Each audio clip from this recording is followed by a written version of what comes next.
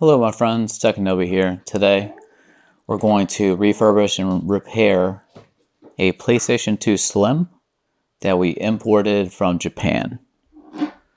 So this was listed as junk, and it's my understanding in Japan if you list an item as junk, that just basically means they do not guarantee that it will work or have full functionality. So this may work, this may not. But regardless, we're going to go ahead and replace the CMOS battery as well as the laser and just thoroughly clean the console inside and out.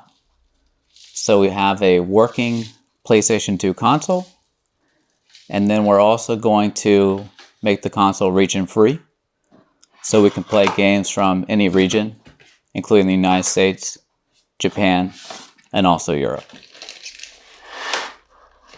So, opening the box, let's go ahead and check the condition of the console. Manuals are included. They appear to be in good condition, as the box appears to be in good condition as well, for being decades old. We got our power cord.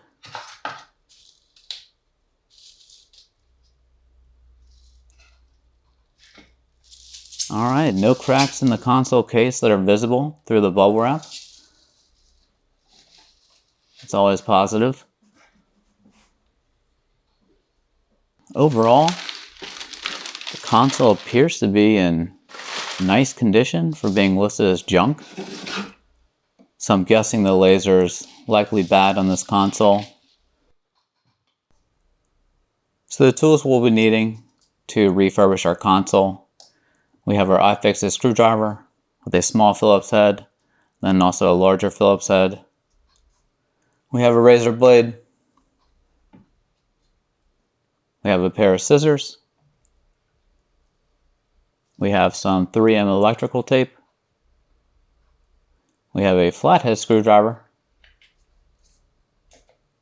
We have our free McBoot memory card and a USB thumbstick with MechaPwn. We have our white lithium grease to lubricate our rails for the laser. We have a brand new CMOS battery. This is from Rometech. We have our new laser and new laser ribbon. We have our magic eraser, some Q-tips, some isopropyl alcohol,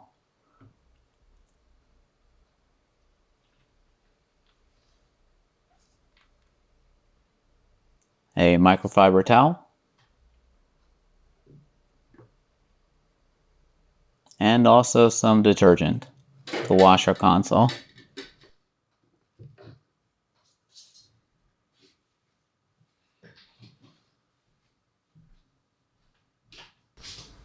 To clean our console fan, we'll use some BW100. We have a small nylon brush and also a paintbrush to clean our console with.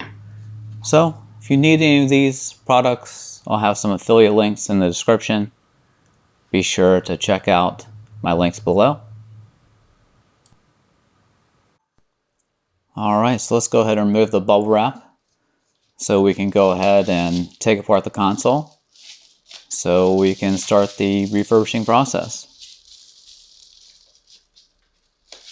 This console was purchased on Jauce.com, I believe through Yahoo Auctions. And if you're not familiar with Jauce, Jauce is a proxy service. So what happens is you bid or purchase consoles through various Japanese websites, and then they ship those items to the Jauce warehouse, and then Jauce takes care of packaging those items and then shipping them to the United States. It's a great service. I've never had any issues with it. I've shipped both through DHL Air and also through Sea Travel as well, through a container ship, and have had zero issues. So look into it, see what you think is best for your situation. But I tend to buy more Japanese consoles than American ones because they tend to be better taken care of and also in better condition. So overall, this console looks fairly clean, which is great.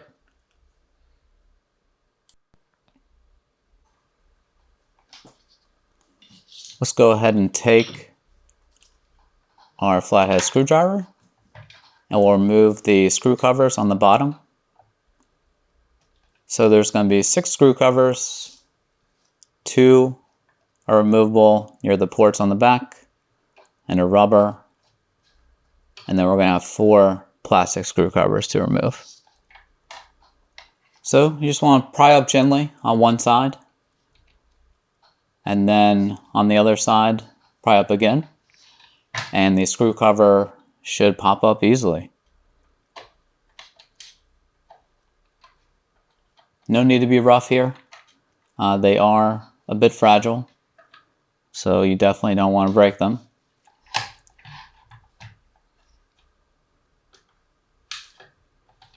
There we go. You can see I'm kind of working my way around here just to pop up the screw cover. And then with our razor blade, we're not going to remove the label. Instead, we're going to cut our screw cover out of it.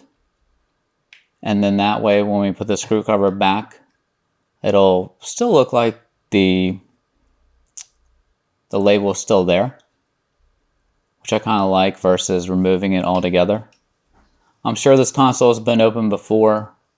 I'm sure if you're watching this, you've seen some people how they'll use a blow dryer or other heating device to remove, these labels or stickers, and then put it back on, making it look like the console has never been opened. I personally do not care about that at all, and I would prefer to purchase a console that has been opened, just because of the things that I've seen inside of them from the ones that have not been opened.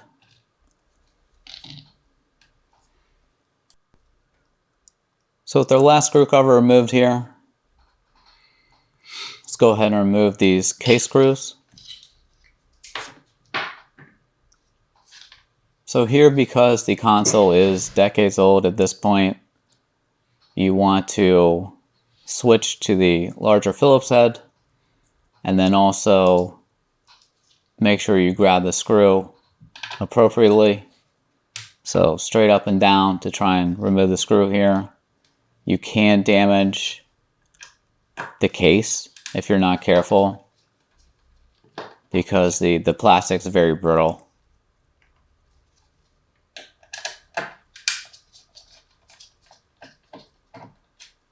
There we go, nice and easy.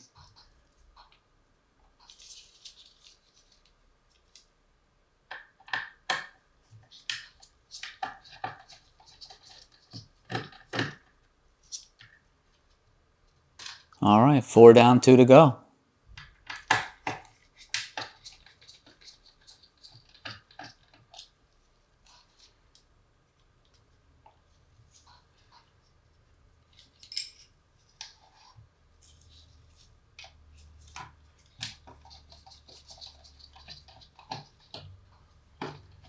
Typically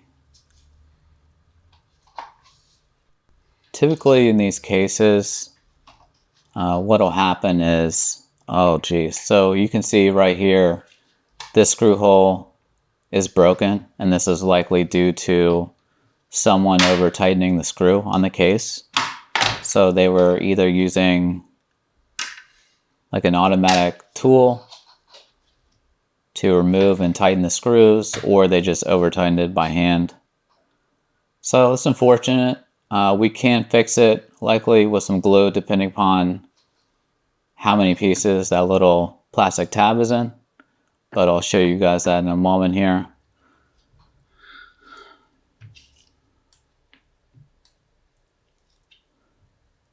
All right, so there appears to be very little dust within the console itself. which is good. So this refurbishing should go quite well. Let's go ahead and remove the screw near the controller ports. We're going to remove the power button. We're going to take out the CMOS battery here. Simply just pull up. No need to use pliers or anything like that. And then for the console fan, there's going to be 3 little screws. Just want to take those out using your smaller Phillips head.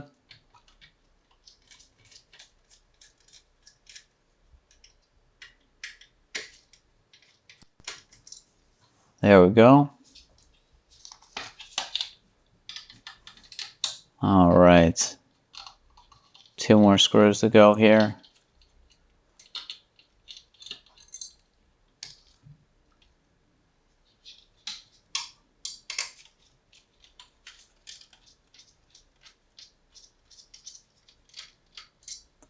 There we are. And to remove the case fan, you simply just pull up on the cord. Again, do not try and remove the fan using any type of pliers or anything like that. So there's our piece of the case. We're going to have to glue this back in. And this is for the screw to be able to grab into the case, so it does close properly.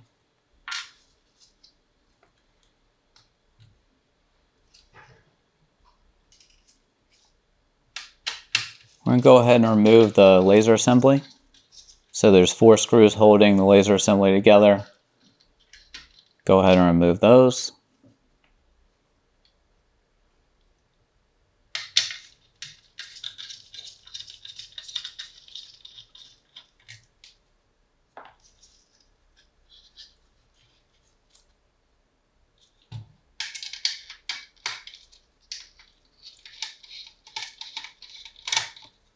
There we go.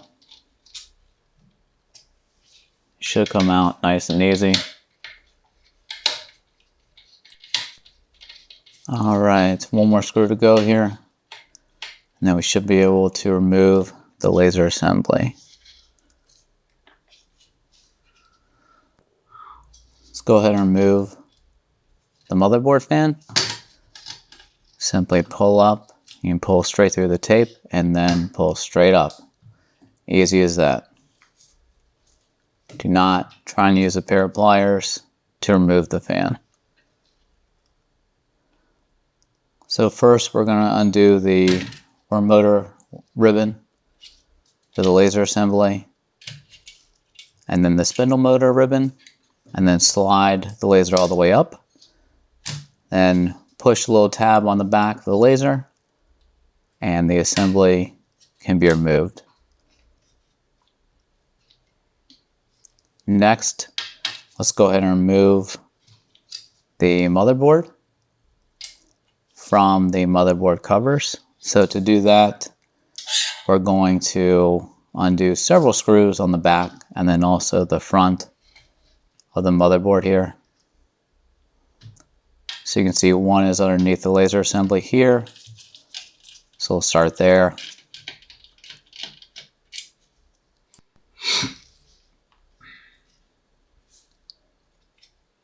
And switching to the back, let's go ahead and start removing the screw by the power port. There we go.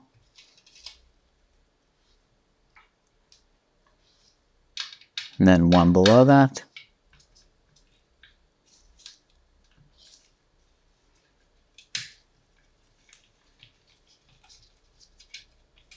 And to press a little hard on that one so the screw would grab.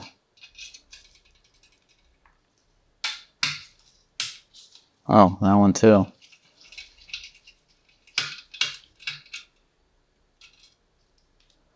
There we are. And we should have to remove this last one for the back cover.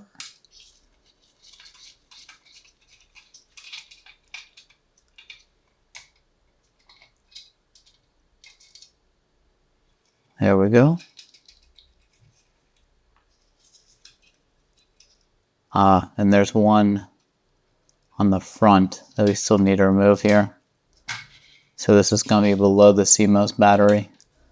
Depending upon the model, some PlayStation 2 Slims do have the screw, some do not. It just depends. Now we can go ahead and remove the heat shield. The motherboard appears to be in very nice condition. No leakage out of the capacitors. Very little dust. Also, the thermal pad appears to be in good shape. No cracks. So I think we can go ahead and leave that.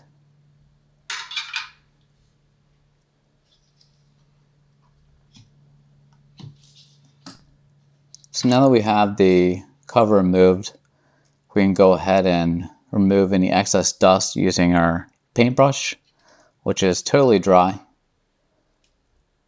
Paintbrush tends to work much better than compressed air to remove all the dust and debris on the motherboard.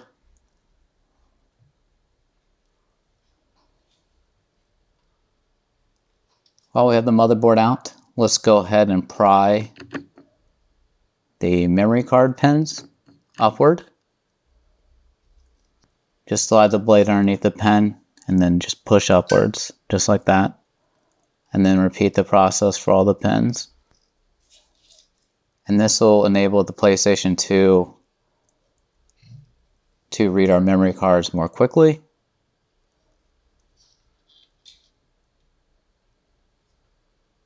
So just due to age, these tend to get pushed down over time. So it is common to see PlayStation 2 Slims where if you insert the memory card, it'll take a long time to read, or you have to pull upward on the memory card so the pins make contact with the memory card itself.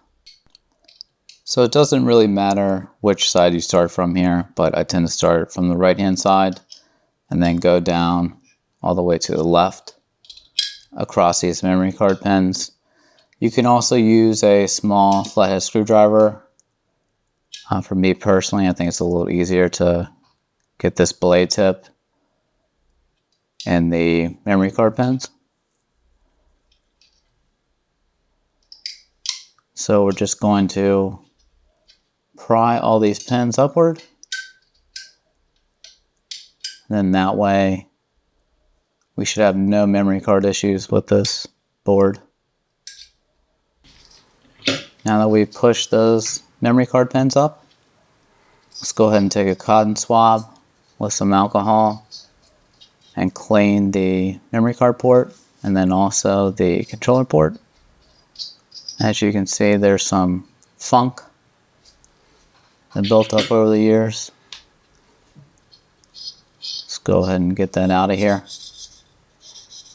We certainly don't want our memory cards to be contaminated by whatever this stuff is. It's dust and dirt.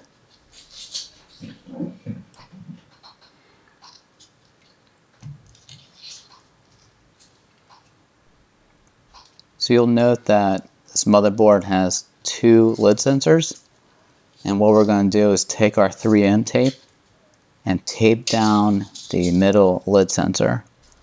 So this enables our PlayStation to rely on only one lid sensor, which will be on the lid where the power button is.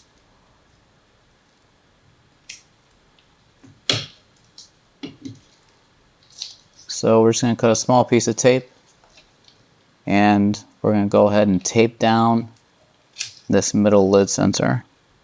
So typically some of these PlayStation 2 Slims will develop an issue where this middle sensor, just over time, it isn't pushed down properly, and that causes our PlayStation 2 to not be able to read a disc or will not spin the disc. So by taping this down, we'll eliminate that issue altogether. Looks like our power port is in good shape. No cracks that I can see in the solder. So with our lid sensor taped down, let's go ahead and reinstall the motherboard heat shields. So pretty easy to do. They just go on the same way that you took them off. Just make sure you line up the screw holes properly.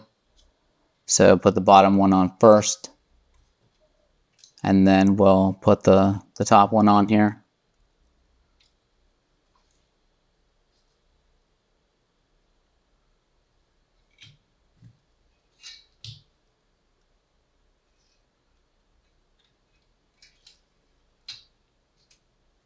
There we are. So we'll start by screwing in the motherboard screw on the laser assembly. This middle one right here. And this should keep our heat shield in place so we can go ahead and secure the remainder of the screws. Now for the CMOS battery screw here. There we are. Now let's work our way to the back and screw in the remainder of these screws.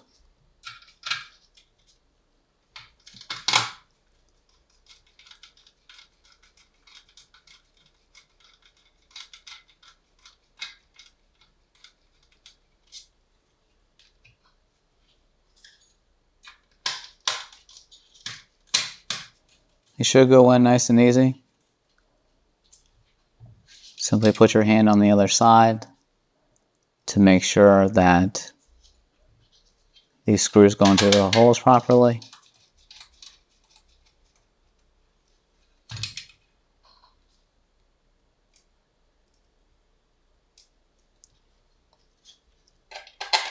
There we go.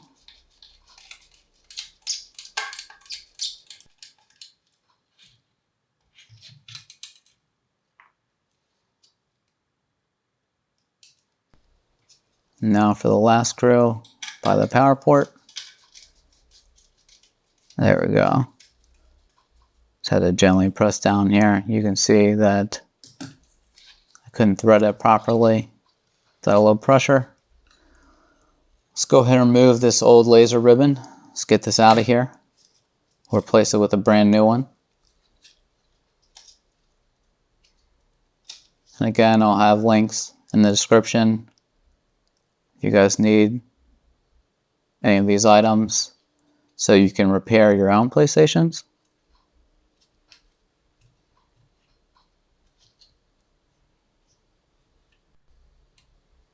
Make sure you press down the adhesive.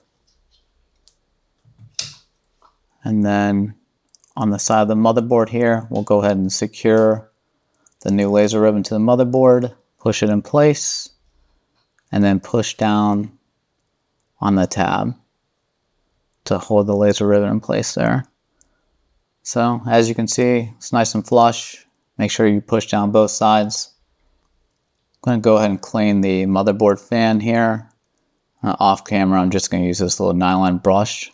And then I'm also going to spray some BW100 inside of it.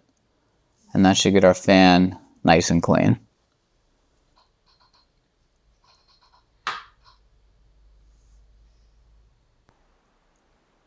Okay, to install our new laser, we're going to go ahead and remove the laser rail screws at the top and the bottom of the laser assembly.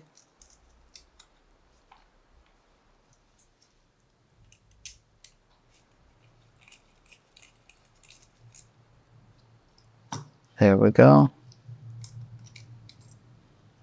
So for this new laser, I've gone ahead and removed the anti-static blob already. If you're interested on how to do that, I'll leave you a link at the end of this video to my other PlayStation repair video so you can see exactly how to do that.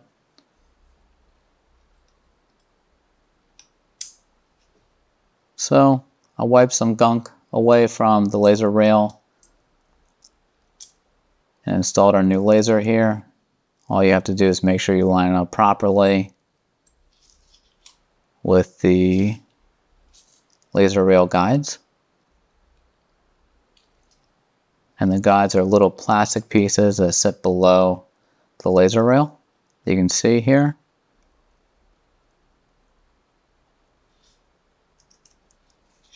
So to make sure the laser rail does not slide out on you, you want to hold the laser with one finger and then tighten up the laser rail guides here. So those being the screws at the top and the bottom of the laser rail assembly here. And now we're going to install the laser arm.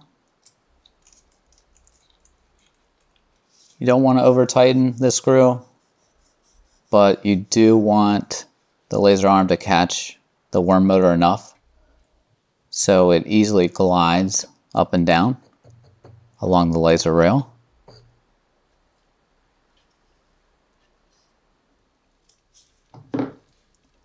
So to reinstall, go ahead and push the laser down, push the ribbon tab up, insert the ribbon into the laser tab or laser ribbon tab.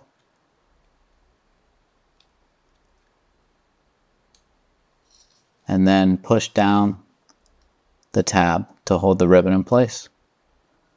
Simple as that. Next, install the worm motor ribbon and then the spindle motor ribbon. And now we just have to screw the laser assembly back into the motherboard using our 4 screws.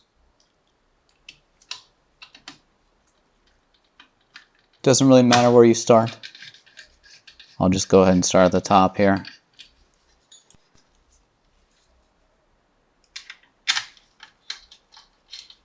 And for the second screw,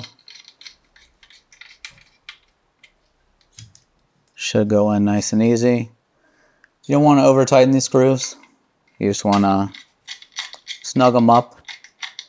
And then once you feel the screws stop, you don't need to go any further.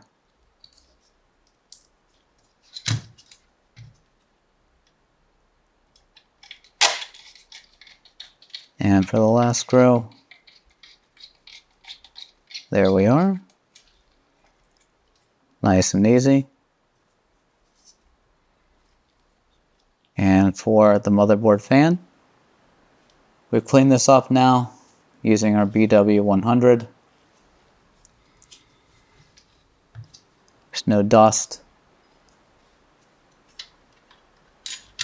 Looks brand new. Make sure you line up the fan connector properly and then just push down.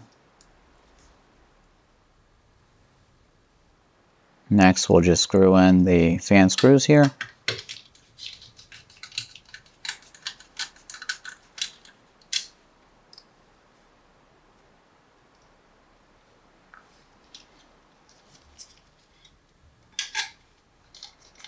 There we go.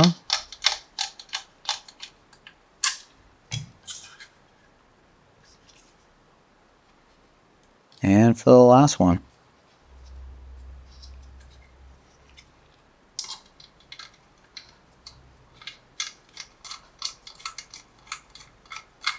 There we are.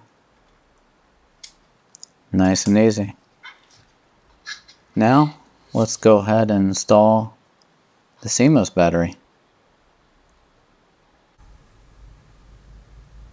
Here we have a RoamTech CMOS battery. There is a sticky side underneath. We'll go ahead and remove the cover for the adhesive.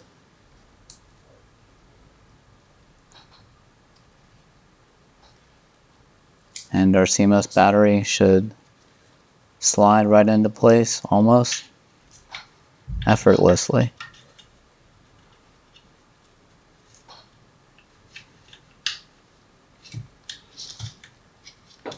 Just give it a gentle push. There we are. Now, the moment of truth. Our console power's on. And we're at the startup screen. Awesome. So, with our new laser installed, our new CMOS battery, and also our new laser ribbon, we can go ahead and make the console region free. So to make our console region free, we have MechaPwn and also FreeMcBoot installed on a memory card. We're going to go ahead and power off the console, plug in our memory card with FreeMcBoot, and then also our USB drive with MechaPwn. We're going to plug in our controller.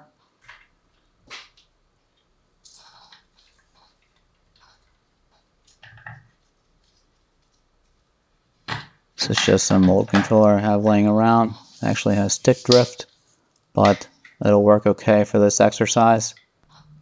Let's go ahead and power on the console, and we should see FreeMcBoot, and we do.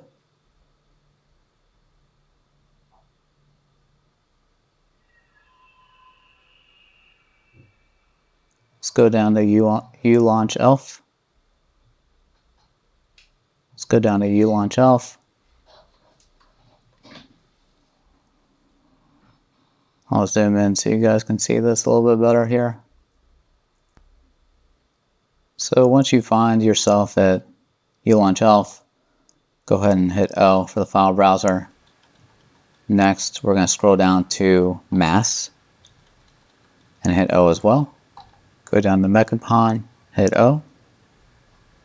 X to continue. X to continue again. O to install the exploit. Unplug the power cord. Plug the power cord back in. Power on the console. And then repeat this process again. Powered on the console. We're at the FreeMcBoot screen. Scroll down to U-Launch ELF. Hit O.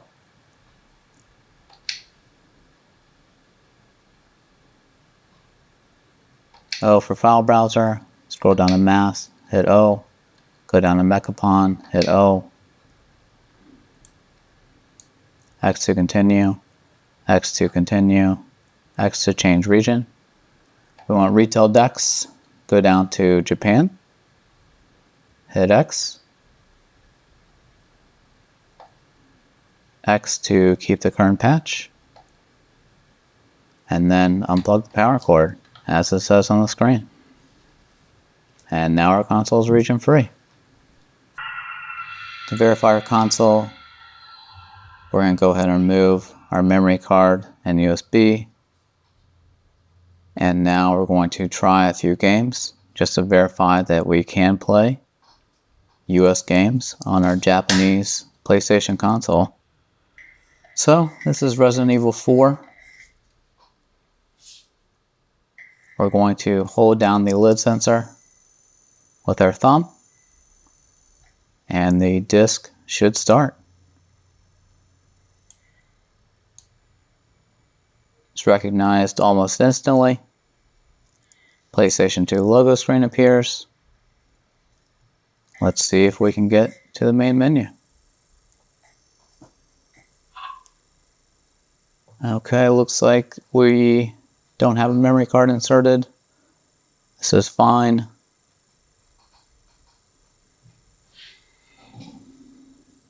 Let's see, do we hit X? Any button? Begin game anyways, okay. And it looks like this game's going to start without any issues.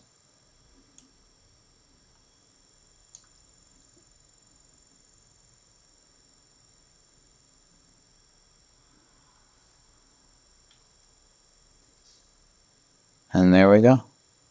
We're at the start menu. So, let's try a few different games just to verify that our console can play blue discs, black discs, and also gold discs from different regions. Next we have Metal Gear VR missions from the US. Again, just hold down the lid sensor. And remember, since our middle lid sensor is taped, we just have to hold down the lid sensor on the power button. There we go. Looks like we're going to start up without any issues here.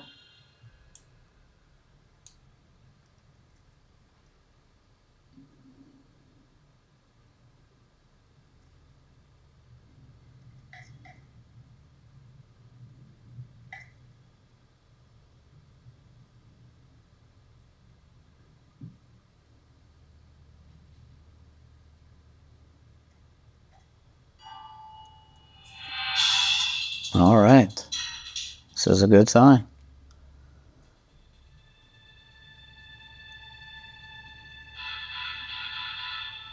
And we're at the start menu. Excellent.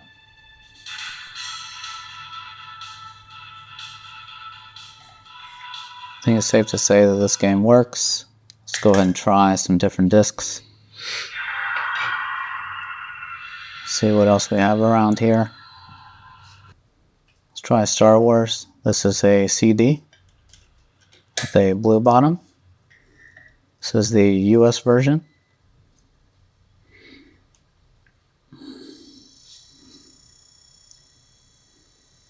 And the disc appears to be recognized without any issues. PlayStation 2 logo screen. Should prompt us about memory card.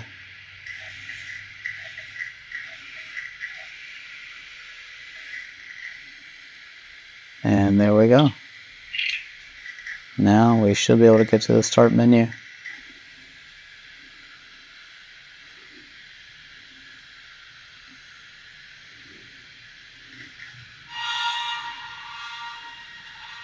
Awesome.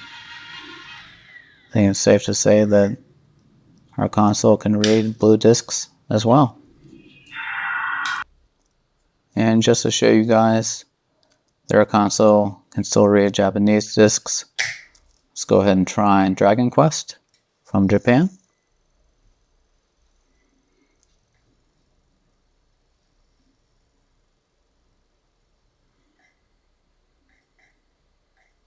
Looks like the disc was recognized without any issues. PlayStation 2 logo screen.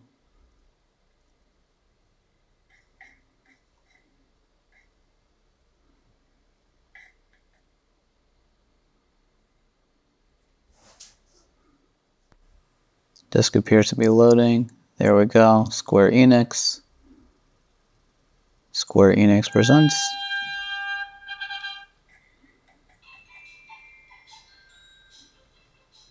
And I believe this is prompting us about a memory card.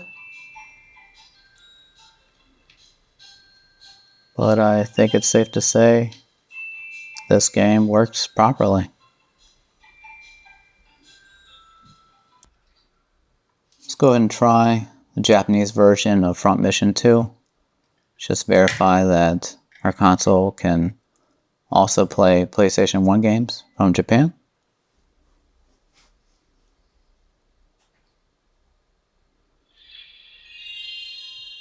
PlayStation logo screen.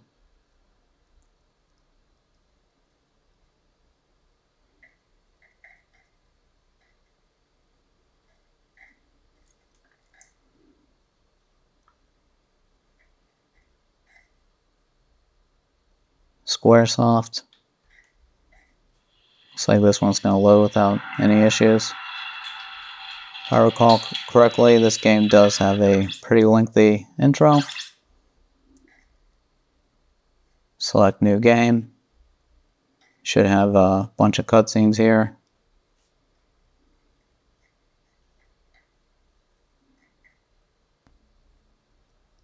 And this is positive.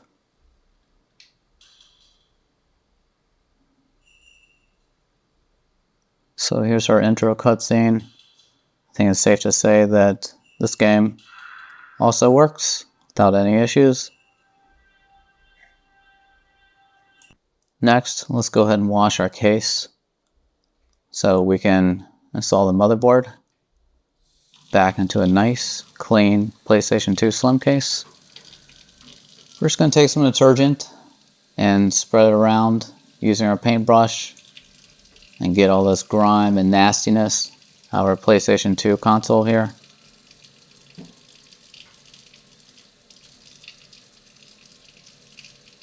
So again, if you watch my other video, you'll know that paintbrushes are much better than using a toothbrush to wash your console cases, because they can really get in, you know, the corners and all the grooves and air vents to really give your console cover a nice deep clean and get into all those crevices where dust and dirt and other grime might be hiding. We're also going to take our magic eraser and just gently scrub away some of the grime on the outside of the case.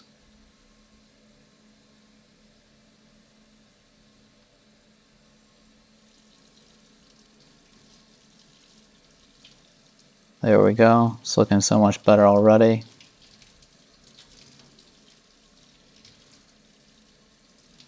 Beautiful. Let's go ahead and set this one aside. And now let's do the case lid.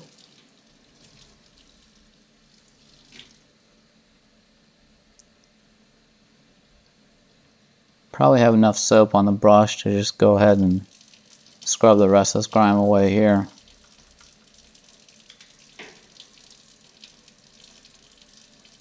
Maybe not.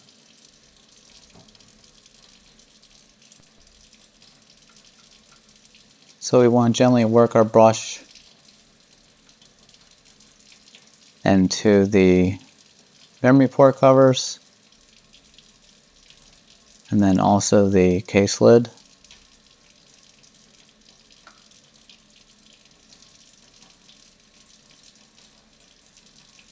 Just get the brush down in there, get all that grime and nastiness out. Make sure you scrub around the vents very good, in case any dust or grime is hiding in there.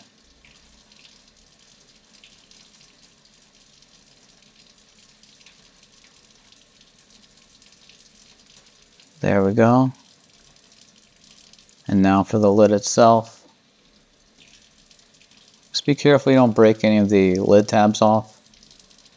Otherwise your case will be ruined.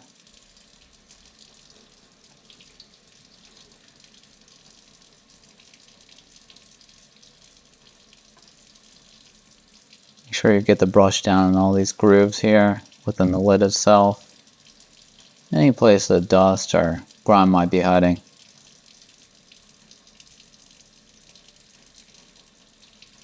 This is probably several decades worth of dirt and dust, and even then the console itself still appears to be in very nice shape. So thank you, Japan. Let's go ahead and give this a nice rinse.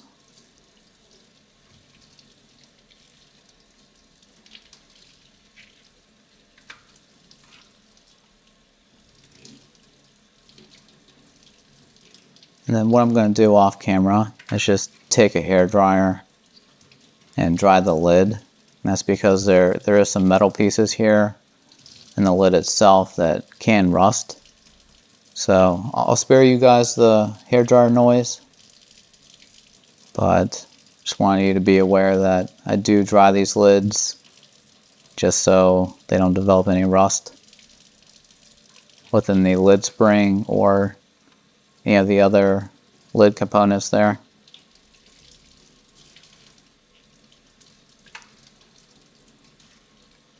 This is looking much better.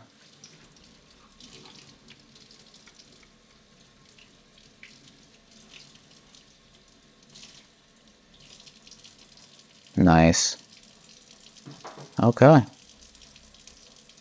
think we're all set.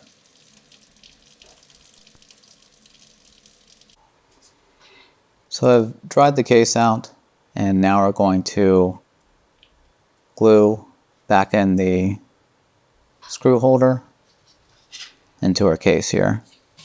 As you can see, this has been broken off. And we're going to use some Gorilla Super Glue Gel, and then also a flathead screwdriver to hold it into place while the glue sets. So getting a little closer up here, we're going to apply glue from this side of the case. And by doing that, this will make sure we don't interfere with the screw itself when we try to reinsert the screw when we put the case back together.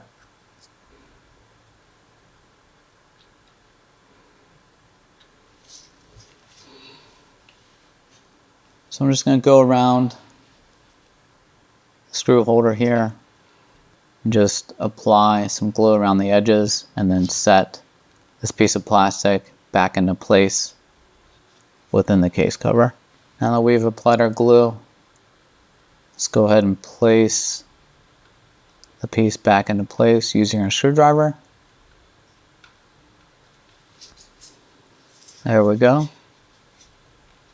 Now let's just go around the edges and apply a little bit more glue just to make sure this plastic piece is nice and snug. There we are.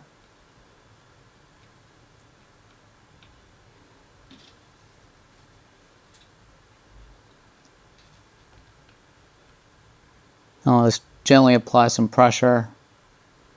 Make sure that this piece sets properly. Otherwise our screw will not go in at the correct angle, which would be bad. We'll hold it in place here just for a second or two. And then we're going to allow the glue to dry before reinstalling the motherboard. So while we're waiting for the glue to dry on our console cover, let's go ahead and test the controller. So I have this USB to PlayStation controller adapter here. I'm on GamepadTester.com. And again, if you need this adapter, I'll have links in the description. And you can buy these from Amazon and test your controllers yourself. So I'm on Gamepad Tester. Thumbsticks appear to be okay. They're going back to the center. L1, R1, R2, L2 appear to be okay. The D-pad appears to be fine. Circle, square, X, O buttons all appear to be working.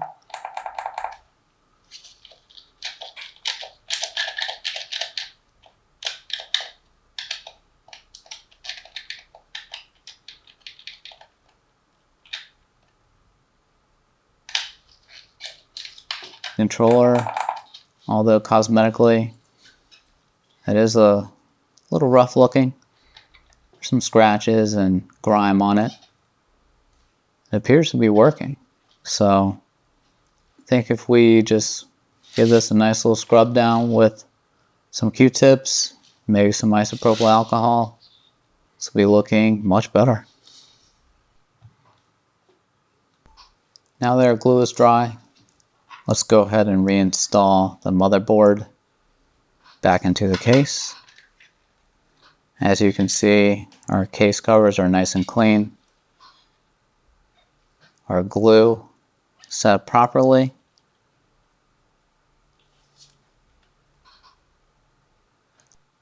As you can see here, this should do the trick. To reinstall the motherboard, just go ahead and take the motherboard and put it into the bottom of the case. Controller ports first. Just slides right in. There we go. You should feel it snap.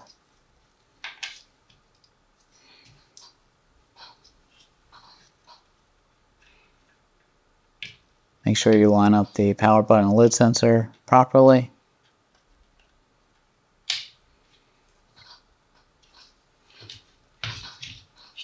Now before installing the case cover, we want to apply some white lithium grease to lubricate the laser assembly. You don't need much, just a little bit. Put some on the worm motor rail, and then also the laser rail itself on the left and right hand sides. Just enough to keep the laser flowing effortlessly for many years to come. Should be good. Just to give you guys a little close up here, so you can see I just applied a couple beads on the laser assembly there, not much. And the laser flows freely, moves up and down without any issues. Next, let's go ahead and install the case cover.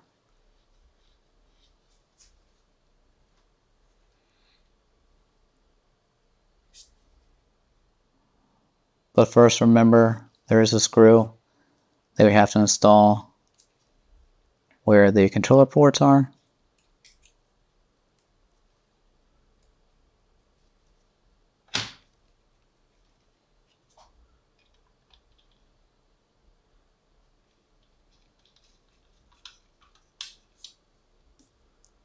There we go.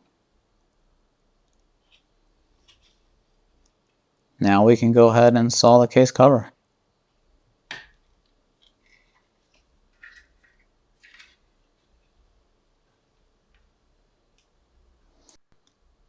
Before placing the cover on, just go ahead and double check your lid sensor and power button again. Make sure it's lined up properly. And then you can place this little piece into the side. If you're going to use a stand, that's what that little piece is for. I do not recommend ever using a stand for the PlayStation 2 Slim because the solder around the power port is not strong enough and you will end up breaking it.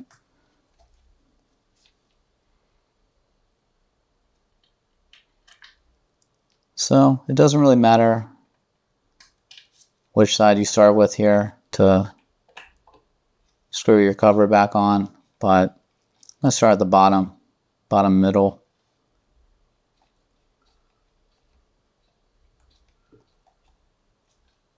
Make sure you hold the PlayStation shell in place as you screw, and that way it doesn't separate on you. Be sure to not over tighten these screws. Once you feel the screw stop, you need to stop. And obviously do not use any sort of power drill or anything like that because you will likely over torque the screws and cause damage to the case.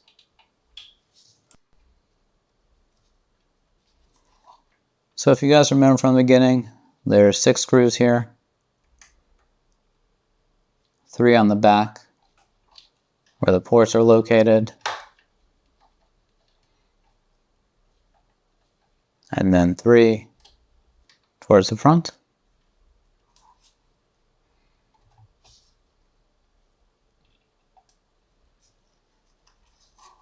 And for our last screw,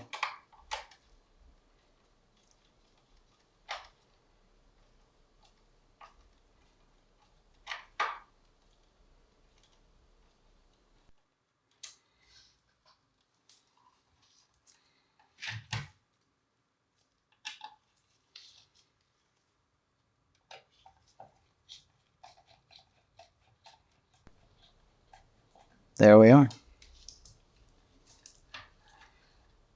Let's go ahead and put our screw covers back in.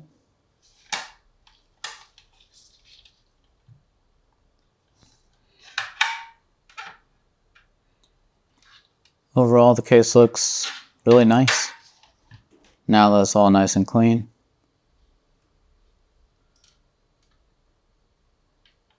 Let's go ahead and put our 6 screw covers back in.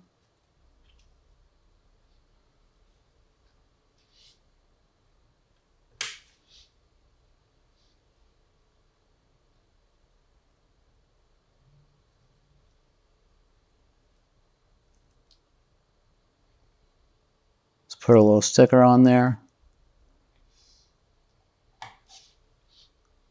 Make sure it lines up properly. There we go. Now for the rubber screw covers on the back, or towards the back of the console, I should say.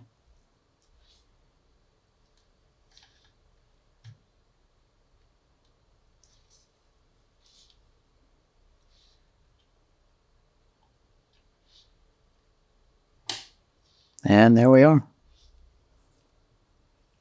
While we're in here, let's go ahead and clean these rubber screw covers with some isopropyl alcohol and our Q-tip. Should easily remove this grime that you can see here. There we go. Looks much better. This is probably 2 decades worth of grime.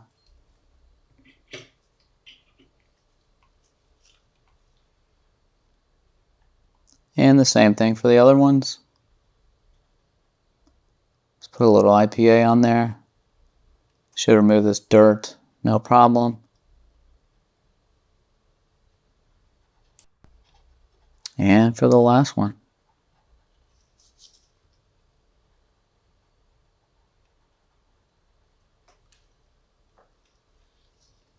There we go. It looks much, much better. Case lid is flawless. And overall the console looks magnificent. Thanks for watching.